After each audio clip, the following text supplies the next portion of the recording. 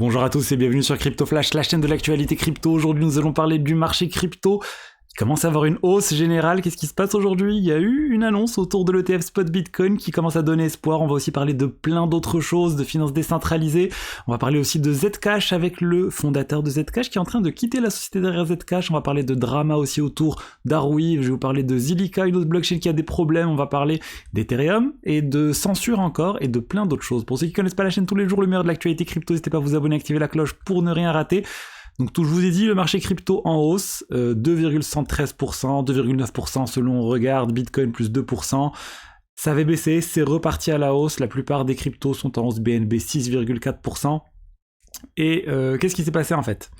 Il s'est passé que l'ETF Spot Bitcoin, il y a eu de nouvelles avancées sur le sujet.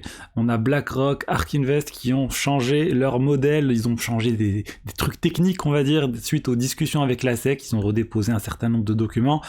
Et ce qui fait que tout le monde s'attend maintenant à ce que ça passe très bientôt. C'était les dernières demandes de la SEC. Il y a eu beaucoup de négociations entre BlackRock et la SEC sur ce point. C'est un cash-only modèle. Bref, ça change pas grand-chose pour les utilisateurs, mais ça change pour la SEC. Et c'était une demande de la SEC. C'est bon, ils ont accepté. Les divers fournisseurs d'ETF sont en train d'accepter ce nouveau modèle. Et du coup, il n'y a pas de doute pour moi que ça va passer. Pas de doute pour les investisseurs. Tout le monde s'attend, à ce que début janvier, avant le 10 janvier, on ait cet ETF Spot Bitcoin qui soit validé. Et je rappelle, on s'attend à un lancement groupé en fait de plusieurs ETF Spot Bitcoin de 5, 6, 7, 8, je sais plus le nombre exact, pour pas désavantager certains par rapport à d'autres. Et voilà, c'est un peu ce qui crée cet enthousiasme autour des cryptos aujourd'hui. On va voir si ça va tenir dans la durée. Après, il y a plein de personnes qui se disent ça va être un sell de news, le ETF Spot Bitcoin, ça va chuter, on va dire, suite à ça.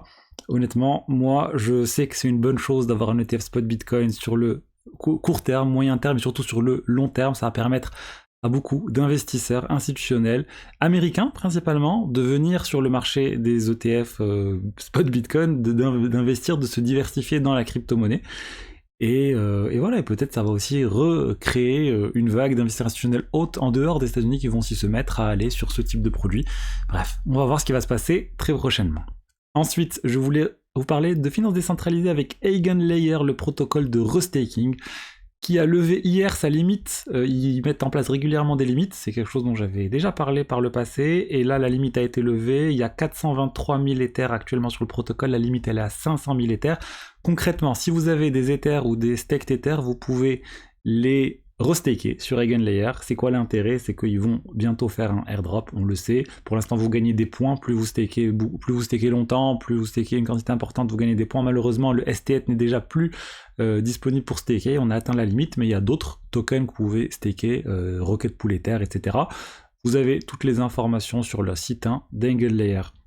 Si pour vous, vous découvrez un peu tout ça et vous comprenez pas trop la finance décentralisée, je vous rappelle, mon webinar c'est dans 2 jours, le jeudi 21h, c'est gratuit et je vous parle de rendement, de finances décentralisées et c'est une très très bonne introduction pour ceux vraiment qui veulent découvrir tout ça.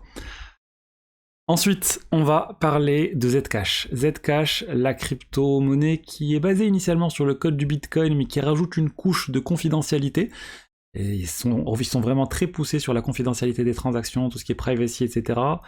Et le fondateur de Zcash et la société derrière Zcash qui est Electric Coin Company, Zooko Wilcox vient de quitter son poste de CEO d'Electric Coin Company. Quand on regarde là, le blog, il semble avoir été viré par le board.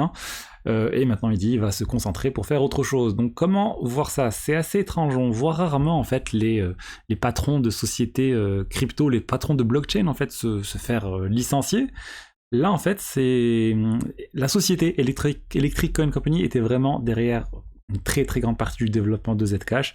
Les investisseurs sont pas contents, je pense, du rendement, ou je sais pas on n'a pas les raisons exactes de pourquoi il a été forcé à quitter la société, mais en tout cas, il la quitte et ça montre que Zcash risque d'avoir une petite zone de turbulence, peut-être, au cours des prochains mois, le temps peut-être de revoir la stratégie globale du projet ou du développement de cette société qui est derrière le projet. Ensuite, on a Arweave. Arweave, c'est une blockchain qui est spécialisée sur le stockage des données sur une très longue durée, voire une quantité infinie de temps. L'idée, c'est que vous payez une seule fois le stockage de données, vous avez la garantie que votre donnée va être stockée dans le temps sur cette blockchain. Ça change des autres systèmes tels que Filecoin, etc.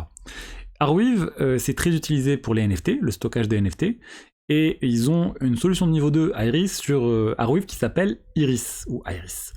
Et en fait, c'est cette solution de niveau 2 qui est en train de vouloir devenir une solution de niveau 1 et de forker complètement, de copier le code d'Arweave, de repartir de zéro et de prendre les utilisateurs d'Arweave, parce qu'une très grande partie des utilisateurs d'Arweave passe en fait par Iris.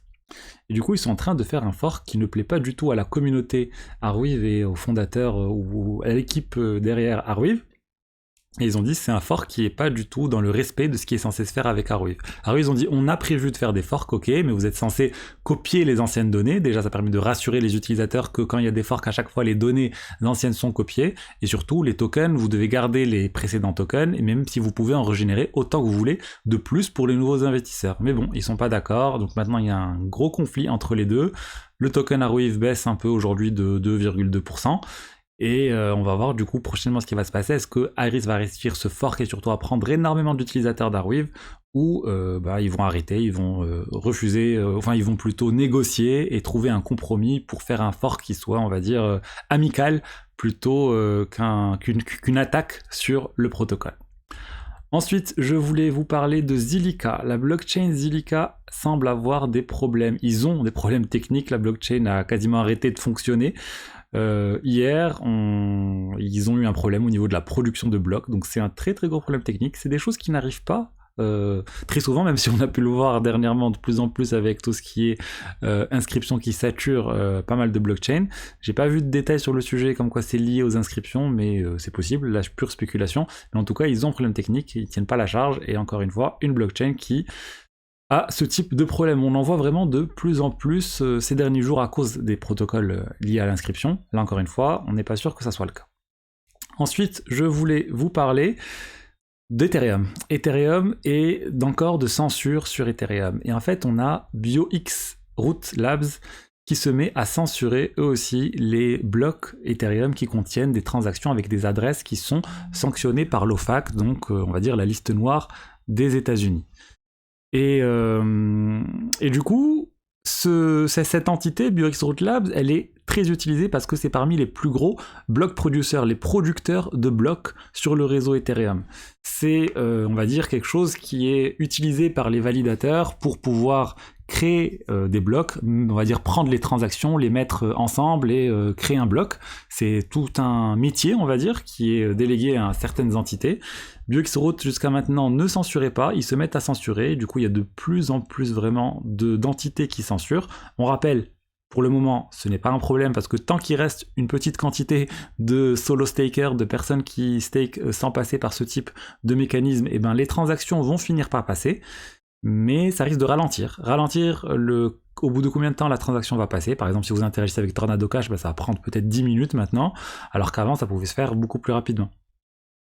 Et aussi, ça met en exergue en fait les problèmes liés à la censure sur Ethereum et la nécessité de mettre en place la roadmap qui inclut un certain nombre de mesures pour forcer les block producers, les validateurs à inclure toutes les transactions. On n'en est pas encore là, mais il y a plein de mesures qui ont déjà été imaginées, qui n'ont pas encore été développées, implémentées, pour pouvoir résoudre ce type de problème. Et pour finir, je voulais vous parler d'une blockchain dont j'avais pas entendu parler depuis très longtemps. C'est la blockchain Lisk. C'est une blockchain qui existe depuis très longtemps. Ça a été lancé à l'époque des ICO en 2017. C'était une crypto qui était dans le top 20 des crypto-monnaies au niveau de la market cap. Depuis, elle est tombée vraiment très très loin dans les classements. On parle de 150 millions de dollars actuellement de market cap, alors qu'ils étaient beaucoup plus. Et en fait, cette blockchain de niveau 1, Lisk, est en train de se transformer en solution de niveau 2 sur Ethereum, via Optimism, via aussi Gelato et leur module de Rollup as a Service. Donc encore une blockchain de niveau 1 qui décide de passer le cap et de se transformer en L2 pour se focaliser sur les spécificités et se reposer plus sur le reste, sur l'aspect sécurité et couche de base du réseau Ethereum. Je vous ai dit, on risque de voir de plus en plus ce type de choses, et vraiment c'est ce qu'on est en train de voir. Donc voilà ce que j'ai à vous dire aujourd'hui sur les diverses actualités crypto du jour. J'espère que le contenu vous a plu. Si c'est le cas, n'hésitez pas à liker, à commenter, à vous abonner, et je vous dis à demain pour la suite. Au revoir.